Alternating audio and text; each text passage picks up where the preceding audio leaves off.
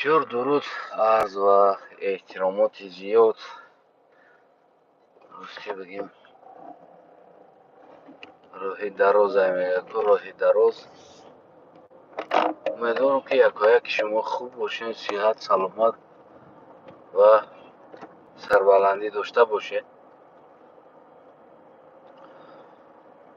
راستی باز یک جواب دیگه بسیار به همون انسان ها و همون خلقیت ها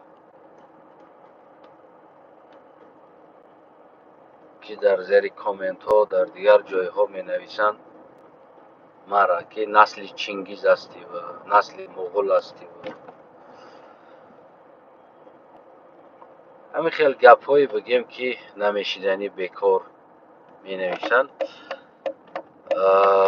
راستی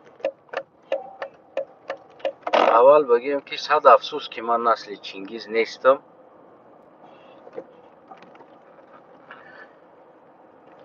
من یک قلق هستم، یعنی قارلوغ، نسل ترک و این افتخار منم هست